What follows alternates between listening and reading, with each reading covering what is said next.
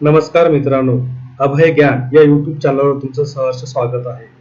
आजचा जो विषय आहे तो आहे M A, M Phil, PhD प्राप्त होण्या अगोदर जो काही वायवा द्यायचा असतो त्या वायवाची कशी तयारी करायची या व्हिडिओमध्ये आज आपण बघणार आहोत. त्याच्या काही टिप्स आहेत किंवा वायवासाठी जे काही महत्त्वाचे प्रश्न आहेत ते प्रश्न कशा पद्धतीने विचारला जातात या प्रश्नाचा उहापोह आपण आज याच्यामध्ये या व्हिडिओमध्ये बघणार आहोत. बरेच विद्यार्थी हे वायवा म्हटलं तर खूप टेन्शन मध्ये असतात, त्यांना अँझायटीचा प्रॉब्लेम तयार होतात. कोणत्याही प्रकारचं घाबरण्याचं कारण नाही. सर्वात अगोदर आपण ज्यावेळेस वायवा होऊची तयारी करतो ती तयारी करत असताना आपल्याला अतिशय चांगल्या तऱ्हेने पीपीटी प्रेझेंटेशन तयार करावं लागेल आणि ही पीपीटी तयार केल्यानंतर आपले जे काही मार्गदर्शक आहेत या मार्गदर्शकाकडून ही पीपीटी तपासून घेणे हे सुद्धा गरजेचं आहे. त्या पीपीटी मध्ये काय चुका आहेत, कोणता मुद्दा त्याच्यामध्ये आपण वगळलेला आहे हे आपल्यापेक्षा आपल्या मार्गदर्शकांना खूप चांगल्या तऱ्हेने माहीत असतं. त्याच्यामुळे एक चांगले म्हणजे अत्याधुनिक लॅपटॉप वगैरे किंवा कोणत्या पद्धतीचे तंत्र वापरून एक आकर्षक पीपीटी तयार करायची आपल्याला आणि ते आपल्या मार्गदर्शकाकडून तपासून घ्यायचे. त्यानंतर ती जी काही पीपीटी आपण तयार करतोय ती पीपीटी आपण जो काही सिनॉप्सिस आहे त्याला आपण फायनल सिनॉप्सिस म्हणतो. त्या फायनल सिनॉप्सिसच्या आधारावर ती पीपीटी आपल्याला तयार करायची असते. ही पीपीटी तयार झाल्यानंतर आपण त्या पीपीटीचं सतत वाचन केलं पाहिजे, मनन केलं पाहिजे आणि तो वायवा सादर करण्यापूर्वी जसं आपले मॉक इंटरव्ह्यू असतात तशाच पद्धतीचे एक मॉक वायवा होस्ट सुद्धा आपण घेतला पाहिजे. तो घेत असताना किमान 3 ते 4 वेळा आपण या वायवाचा जे काही सादरीकरण आहे आपण करतोय त्याचा आपण स्वतः सराव केला पाहिजे, त्याचं रेकॉर्ड केलं पाहिजे आणि रेकॉर्ड केल्यानंतर आपण स्वतःच ते ऐकायचं. ऐकल्यानंतर त्याच्यामध्ये आपल्याला काय चुका वाटतात त्या चुका आपण स्वतः दुरुस्त करायच्या. म्हणजे जेवढ्या चुका आपल्याला दुरुस्त करता येईल किंवा कमी करता येईल तेवढा कमी करण्याचा प्रयत्न करायचा. त्यानंतर आहे तुमचे जे काही मित्र आहेत ते मित्र आणि मार्गदर्शक यांच्या समोर सुद्धा आपल्याला एखादा तरी वायवाचं प्रेझेंटेशन आपल्याला देणे गरजेचं आहे. कारण आपले मित्र जे असतात ते आपल्याला आपल्या चुका काढण्याचा प्रयत्न करतात. मार्गदर्शक सुद्धा आपल्या जे काही चुका वगैरे असतात त्या चुका काढण्याचा प्रयत्न करतात. आपण नेमका तो वायवा असतो तो वायवा कशा पद्धतीने देणार आहोत, ऑनलाईन असेल तर विशिष्ट प्रकारची यंत्रसामग्री आपल्याकडे आहे का, आपल्याकडे नोटपॅड वगैरे आहे का, लॅपटॉप वगैरे आहे का, किंवा ते लॅपटॉप मित्राकडे असेल तर ते अगोदरच आपण घेऊन ठेवणे. अशा विशिष्ट प्रकारची तयारी आपल्याला त्या मॉक इंटरव्ह्यू मध्ये करता येईल. त्यानंतर आपले जे मित्र आपल्याला प्रश्न विचारतात किंवा आपले मार्गदर्शक आपल्याला प्रश्न विचारतात त्या विचारणारे जे काही प्रश्न आहेत ते प्रश्न आपण लक्षात ठेवून त्या प्रश्नाविषयी आपण सजग राहिलं पाहिजे किंवा तशाच पद्धतीचे प्रश्न सुद्धा आपल्याला मॉक इंटरव्ह्यू आपलं जे काही आपला फायनल वायवा असतो त्या फायनल वायवामध्ये विचारला जाऊ शकतात. काही महत्त्वाच्या टिप्स मी तुम्हाला सांगणार आहे. त्यामध्ये आहे की त्या दिवशी आपण एकदम आत्मविश्वासाने त्या वायवाला सामोरं गेलं पाहिजे. एकदम पॉझिटिव्ह म्हणजे सकारात्मक विचार आपल्या मनामध्ये ठेवले पाहिजे. कारण वायवा म्हणलं की मनावर दडपण असतं, बरेच विद्यार्थी घाबरतात आणि जर आपण घाबरलो तर आपल्यामधून म्हणजे आपल्याला व्यवस्थित आपल्याला जसं पाहिजे तसं आपल्याला बोलता येत नाहीये. त्यासाठी घाबरायचं नाहीये, आपण व्यवस्थित अभ्यास करायचा आणि कोणत्याही पद्धतीचं आपण जर घाबरलो तर मग पुन्हा आपला वायवा जो आहे तो वायवा व्यवस्थित जाणार नाहीये. एकदम आत्मविश्वासाने आपण त्या वायवाला सामोरं जायचं आणि पॉझिटिव्ह विचार करायचा. एक पॉझिटिव्ह एनर्जी आपल्या शरीरामध्ये जर आली तर आपला वायवा हा खूप चांगल्या तऱ्हेने जाऊ शकतो. त्यानंतर सादरीकरण ज्यावेळेस आपण करतो त्यावेळेस ते सादरीकरण करताना आपल्या बोलण्याच्या पद्धतीमध्ये एक विशिष्ट प्रकारची लयबद्धता असली पाहिजे. म्हणजे आपण जो बोलतोय आपली जी पीपीटी आहे ती पीपीटी केवळ आपण नुसती वाचून दाखवायची नाहीये. ते कुठं थांबायला पाहिजे किंवा कुठं आपण जास्त बोललो पाहिजे, कुठं कमी बोललो पाहिजे, आपला आवाज कुठं कमी असला पाहिजे, कुठं जास्त असला पाहिजे. हे आपल्या बोलण्यामध्ये जर लयबद्धता असली तर आपले जे काही पुढचे इव्हॅल्युएटर असतात किंवा आपले जे काही पुढचे मार्गदर्शक असेल किंवा अजून काही श्रोते असतात तर त्यांना आपली बोलण्याची पद्धत जर आवडली तर आपला वायवा खरंच चांगला जाऊ शकतो. त्यानंतर आहे की जे काही आपण संशोधन केलंय, आपण जो रिसर्च केलाय त्या रिसर्चचे जे काही उद्दिष्ट आहेत, त्याचे जे काही परिकल्पना आहेत, परिकल्पनामध्ये त्याचे जे काही कृत्य आहेत, आपण जे आशय विश्लेषण आहे, त्यानंतर निष्कर्ष आहेत, त्याच्या मर्यादा आहेत, या सगळ्या या बाबतीमध्ये आपण एकदम स्पष्टता ठेवली पाहिजे किंवा हे आपल्याला माहित असलं पाहिजे. आपले उद्दिष्ट परिकल्पना ह्या पाठ असल्या पाहिजे आणि आशय विश्लेषण नेमकं आपण कसं केलंय याची सुद्धा आपल्याला त्या दिवशी आठवलं पाहिजे किंवा जाणून असलं पाहिजे. त्यानंतर सादरीकरणाचा जो काही वेग आहे तो मध्यम ठेवावा. जास्त फास्ट पण आपण बोलायचं नाही आणि जास्त स्लो पण आपण बोलायचं नाहीये. जर मध्यम ठेवला तर विशिष्ट प्रकारचं सादरीकरण होऊ शकतं. त्यानंतर सादरीकरण करताना समजा अचानक काही कोणी जर घाबरत असेल किंवा बोलताना जर काही त्रास होत असेल तर आपण एक थोडं पाणी पित राहायचं. पाणी पिल्यानंतर आपल्याला थोडं पॉझिटिव्ह एनर्जी वगैरे सुद्धा मिळतं. थोडं आपण फ्रेश पण होतो. त्यासाठी पाणी जर पिण्याची गरज पडली तर पाण्याची बॉटल आपण बाजूला ठेवायची. त्यानंतर सादरीकरण करताना आय कॉन्टॅक्ट ठेवणं सुद्धा गरजेचं आहे. आय कॉन्टॅक्ट म्हणजे आपण ज्यावेळेस आपण आपल्या पीपीटीचं प्रेझेंटेशन करत असतो तर पीपीटीचं प्रेझेंटेशन करत असताना पुढे जे श्रोते बसलेले असतात, इव्हॅल्युएटर बसलेले असतात, रेफरी वगैरे बसले असतात, तर त्यांच्याकडे लक्ष द्यायचं आणि नंतर लक्ष दिल्यानंतर म्हणजे त्यांच्यासोबत आय कॉन्टॅक्ट ठेवून आपण आपल्या पीपीटीचं सादरीकरण करायचं. किंवा त्याच्याकडे जर लक्ष जर नसेल तर मग थोडा बॅड इम्पॅक्ट पडतो. त्यासाठी सादरीकरण करताना आपला पुढच्या व्यक्तींसोबत हा आय कॉन्टॅक्ट असला पाहिजे. त्यानंतर जे काही वायवा ओस आहे त्या वायवा ओस साठी जे काही प्रश्न विचारले जातात ते काही महत्वाचे प्रश्न मी माझ्या पद्धतीने काढण्याचा प्रयत्न केलाय. तर त्यातला पहिला जो प्रश्न आहे तो प्रश्न पहिला असतो की तुम्ही जो काही विषय निवडलेला आहे तो तुम्ही हाच विषय का निवडलेला आहे, याच्या पाठीमागचं काय कारण आहे. तर याच्या पाठीमागचं कारण तुम्हाला जर माहित असेल तुम्ही चांगल्या तऱ्हेने सांगू शकता. जर माहित नसेल तर त्यांना पुढच्या व्यक्तींना सांगायचं, जे काही आपले इव्हॅल्युएटर असतात किंवा रेफरी असतात त्यांना सांगायचे की बाबा हा जो विषय मी निवडलेला आहे हो हा माझ्या आवडीचा विषय आहे आणि यामध्ये पुढे पुढे चालून यामध्ये खूप स्कोप आहे आणि तो विषय मला आवडतो आणि याच्यामध्ये संधी पण भरपूर आहेत. त्यामुळे मी हा विषय निवडलेला आहे. किंवा या व्यतिरिक्त तुम्हाला जे आन्सर योग्य वाटलं त्या आन्सर तुम्ही त्यामध्ये देऊ शकता. परंतु हा जो प्रश्न आहे तुम्ही हा विषय का निवडला हा ते 100% विचारू शकतात. त्यानंतर आहे संशोधन साहित्याचा आढावा घेणे गरजेचं आहे का. तर त्यांना सांगायचे की हो संशोधन साहित्याचा आढावा घेणे गरजेचं आहे.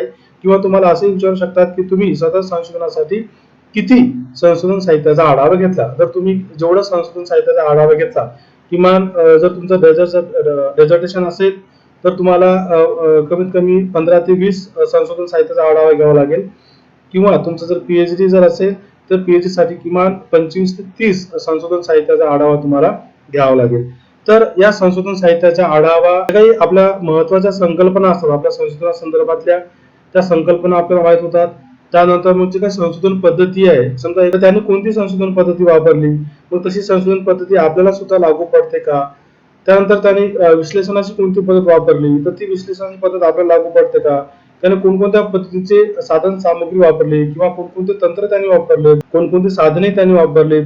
तर ही आपल्याला अधिकची माहिती करून घेण्यासाठी संशोधन आढावा हा गरजेचा असतो असं आपण त्यांना सांगू शकतो. त्यानंतर संशोधनाची तुमचे उद्दिष्ट सांगा. तर आपल्याला संशोधनाची उद्दिष्ट जरी पीपीटी असली तरी संशोधनाची उद्दिष्ट आपल्याला पाठ असली पाहिजे. संशोधनाच्या परिकल्पना सांगा. परिकल्पना म्हणजे काय, गृहीतकृत्य किंवा परिकल्पना. तर ह्या ज्या परिकल्पना ह्या पण तुम्हाला पाठ असल्या पाहिजे. त्यानंतर आहे नमुना निवड कशी केली किंवा कोणता नमुना तुम्ही वापरला हे प्रश्न तुम्हाला विचारू शकतात. आता नमुना निवड ह्या दोन पद्धतीच्या असतात. त्याच्यामध्ये एक संभाव्य नमुना निवड पद्धत आणि दुसरी आहे गैरसंभाव्य नमुना निवड पद्धत. संभाव्य नमुना निवड पद्धतीमध्ये सुद्धा अनेक प्रकार आहेत आणि गैरसंभाव्यता नमुना निवडीमध्ये सुद्धा अनेक प्रकार आहेत. त्यापैकी तुम्ही नेमकी कोणती पद्धत वापरली हे तुम्हाला माहित असली पाहिजे आणि सांगता आली पाहिजे. समजा आता संभाव्यता नमुना निवड पद्धत आहे त्याच्यामध्ये पहिला त्याचा प्रकार आहे साधा यादृच्छिक नमुना. साधा यादृच्छिक नमुन्यामध्ये वेगवेगळ्या पद्धती आहेत. त्याच्यामध्ये लॉटरी पद्धत आहे, त्यानंतर कार्ड पद्धत आहे, त्यानंतर सारणी पद्धत आहे, ग्रिड पद्धत आहे, नियमित अंकन पद्धत आहे. आता या साध्या यादृच्छिक नमुना पद्धतीमध्ये तुम्ही कोणती पद्धत वापरली ही पद्धत फक्त तुम्हाला माहिती करून घ्यायची आहे. ते तुम्हाला सांगता आली पाहिजे. त्यानंतर मग संभाव्यता नमुना निवड पद्धतीचा दुसरा प्रकार आहे स्तरीय नमुना निवड पद्धत. त्यानंतर आहे नियमबद्ध नमुना पद्धत. त्यानंतर आहे गुच्छ नमुना पद्धत. त्यानंतर आहे बहुटप्पे नमुना पद्धत. तर अशा त्यानंतर आहे बहुअवस्था नमुना निवड पद्धत. तर अशा पद्धतीचे संभाव्य नमुना निवड पद्धतीचे प्रकार आहेत. तर या एकूण 6 पद्धतीमध्ये तुम्ही कोणती पद्धत निवडली याचाच फक्त अभ्यास करा आणि माहिती असू द्या. बाकीच्या पण माहिती असू द्या परंतु तुम्ही जे निवडले आहे त्याविषयी जरा जास्त अभ्यास करा. त्यानंतर आहे गैरसंभाव्यता नमुना निवड पद्धत. आता गैरसंभाव्यता नमुना निवडी पद्धतीमध्ये सुद्धा प्रकार आहेत. त्यामध्ये आहे सहेतुक नमुना निवड पद्धत, त्यानंतर आहे कोटा नमुना निवड पद्धत, त्यानंतर आहे सोयीस्कर नमुना निवड पद्धत आणि आहे स्वयं निर्वाचित नमुना निवड पद्धत. या 4 पैकी तुम्ही कोणती पद्धत वापरली किंवा निवडली हे तुम्हाला त्या पद्धतीविषयी तुम्हाला सखोल अभ्यास असणं गरजेचं आहे. बाकीच्या विषयी पण थोडं माहिती असू द्यावी. विश्लेषणासाठी तुम्ही कोणकोणत्या सांख्यिकीय तंत्राचा किंवा साधनाचा वापर केला आहे. मग त्याच्यामध्ये वेगवेगळ्या टेस्ट आहेत. त्याच्यामध्ये स्टुडंट टी टेस्ट आहे, चीज केवर टेस्ट आहे, झेड टेस्ट आहे, त्यानंतर मग सहसंबंध आहे, प्रतिगमन आहे, अनोवा आहे, वितरण सारणी, केंद्रीय प्रवृत्तीचे साधने, याच्यामध्ये मीन, मीडिया, मोड ही वेगवेगळ्या प्रकारची सांख्यिकीय तंत्र आणि साधने आहेत. तर यामध्ये तुम्ही कोणती पद्धत वापरली आहे हे पण तुम्हाला सांगायचं आहे. सपोज तुम्ही आता स्टुडंट टी टेस्ट वापरली किंवा तुम्ही कोरिलेशन म्हणजे सहसंबंध वापरला, तर हे नेमकं तुम्ही कसं काढले, तर त्यांना सांगायचे की जे काही SPSS सॉफ्टवेअर आहे, या SPSS सॉफ्टवेअरच्या माध्यमातून मी माझे जे काही सांख्यिकीय तंत्र आहे ते सांख्यिकीय तंत्र वापरली आणि त्याच्यातून माझा डाटा अनालिसिस केला, असं त्यांना तुम्हाला सांगता आलं पाहिजे. त्यानंतर आहे तथ्य संकलनासाठी तुम्ही कोणती पद्धत वापरली. आता तथ्य संकलन म्हणजे काय की जो डेटा आहे तो डेटा तुम्हाला फील्ड मधून जमा करायचा असतो. त्यासाठी एक प्राथमिक पद्धत आहे आणि एक द्वितीय पद्धत आहे. प्राथमिक पद्धतीमध्ये आहे निरीक्षण, मुलाखत, प्रश्नावली आणि अनुसूची. यापैकी तुम्ही कोणती वापरली हे तुम्हाला सांगायचं आहे. सपोज आता निरीक्षण पद्धत तुम्ही वापरली, तर निरीक्षण पद्धतीमध्ये वेगवेगळे प्रकार आहेत. त्याच्यामध्ये आहे सहभागी निरीक्षण, स्वतंत्र निरीक्षण, नियंत्रित निरीक्षण, अनियंत्रित निरीक्षण, स्वनिरीक्षण आणि समूह निरीक्षण. यापैकी या 6 पैकी तुम्ही कोणती निरीक्षणाची पद्धत वापरली याविषयी तुम्हाला सखोल माहिती असणे गरजेचं आहे. बाकीच्या विषयी सुद्धा माहिती असू द्यावी. त्यानंतर प्राथमिक पद्धतीमध्ये येते मुलाखत. मग तुम्ही जर मुलाखत वापरली असेल तर कोणती मुलाखत तुम्ही वापरली, औपचारिक मुलाखत वापरली, अनौपचारिक मुलाखत वापरली की मुक्त मुलाखत वापरली, याविषयी सुद्धा तुम्हाला माहिती असणे गरजेचं आहे. त्यानंतर आहे प्रश्नावली. मग प्रश्नावलीपैकी प्रश्नावलीमध्ये बंदिस्त प्रश्नावली तुम्ही वापरली की मुक्त प्रश्नावली वापरली. तर हे जे काही प्राथमिक पद्धतीमध्ये ह्या गोष्टी येतात. त्यानंतर अनुसूची आहे. तर ह्या 4 गोष्टी तुम्हाला माहित असणं गरजेचं आहे. त्यानंतर द्वितीय पद्धत आहे. द्वितीय पद्धत म्हणजेच काय की ऑलरेडी माहिती पब्लिश आहे त्या माहितीचा आपण वापर करून आपण आपले संशोधन पूर्ण करतो. त्यामध्ये विविध पुस्तक आहेत, थेसिस आहेत, जर्नल्स आहेत, अहवाल आहेत, मासिक आहेत, वृत्तपत्र आहेत, काही काही केस स्टडी असतात. हे विविध प्रकारची द्वितीय पद्धती आहेत. तर तुम्ही द्वितीय पद्धत वापरली तर त्यांना सांगायची की माझा जो डेटा आहे किंवा माझं जे रिसर्च आहे किंवा संशोधन आहे ते द्वितीय पद्धतीवर अवलंबून आहे आणि माझी द्वितीय पद्धतीमध्ये मी या पुस्तकाच्या माध्यमातून माझा डेटा हा कलेक्ट केला आहे. त्यानंतर संशोधनाची मुख्य निष्कर्ष सांगा आणि शिफारस सांगा. हे प्रश्न 2-2 वेळा तुम्हाला वेगवेगळ्या पद्धतीने विचारू शकतात. सुरुवातीला तुमचे निष्कर्ष विचारू शकतात. मग तुमच्या संशोधनाची अंतिम निष्कर्ष काय आहेत हे तुम्हाला माहित असणे गरजेचे आहे. त्यानंतर ती निष्कर्ष काही कमीत कमी 10-12 निष्कर्ष तर तुम्ही पाठ ठेवायला पाहिजे. त्यानंतर शिफारशी काय आहेत, बाबा तुम्ही संशोधन केलंय, संशोधन केल्यानंतर जे काही अडचणी आहेत ते कशा पद्धतीने आपल्याला सॉल्व्ह करता येईल. मेन म्हणजे तुमच्या शिफारशी खूप गरजेच्या असतात. त्या शिफारशी म्हणजे उपाययोजना आपण त्याला म्हणतो. हे उपाय तुम्हाला सांगायचे असतात आणि याचा उल्लेख सुद्धा तुम्हाला तुमच्या थेसिस मध्ये करायचा असतो. तर या शिफारशी सुद्धा तुम्हाला माहित असणं गरजेचं आहे.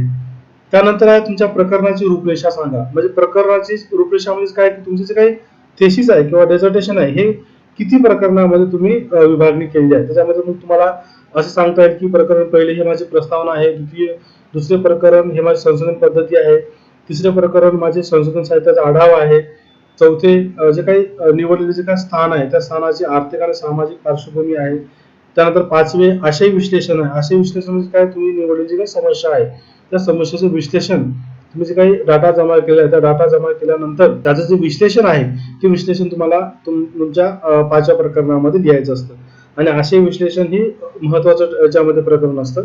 त्यानंतर आहे 6वं प्रकरण निष्कर्ष आणि शिफारशी. त्यानंतर मग संदर्भ सूची, त्याच्यामध्ये परिशिष्टमध्ये तुम्ही तुमचे काही फोटो वगैरे काढले असतात डेटा कलेक्ट करत असताना, किंवा अनुसूची असेल किंवा त्यानंतर मग तुमची प्रश्नावली असेल ती प्रश्नावली तुम्हाला परिशिष्टमध्ये द्यायची असेल.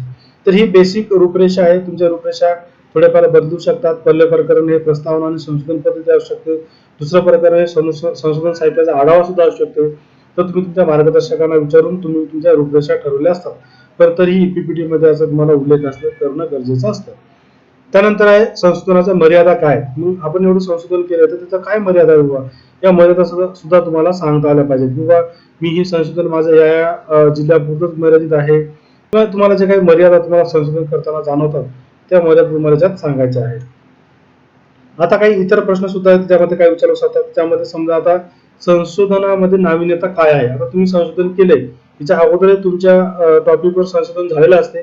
तुमच्या संशोधनामध्ये आणि आताच्या संशोधनामध्ये म्हणजेच अगोदरच्या संशोधनामध्ये आणि तुम्ही केलेल्या संशोधनामध्ये नेमकं काय नवीन आहे, काय नवीन आहे, हे नवीन काय आहे हे तुम्हाला सांगता आलं पाहिजे. त्यानंतर तुमचे संशोधन कोणत्या सिद्धांतावर आधारित आहे. समजा एखादा सिद्धांत असेल, त्या सिद्धांतावर जर एखादा तुमच्या संशोधनाला समजा एखादा सिद्धांत लागू पडत असेल, तर त्या सिद्धांताचा आणि तुमच्या संशोधनाचा सुद्धा तुम्हाला सांगड घालता येतो. तर तसं जर जमत असेल तर चांगली गोष्ट आहे, तो पण सांगण्याचा प्रयत्न करायचा.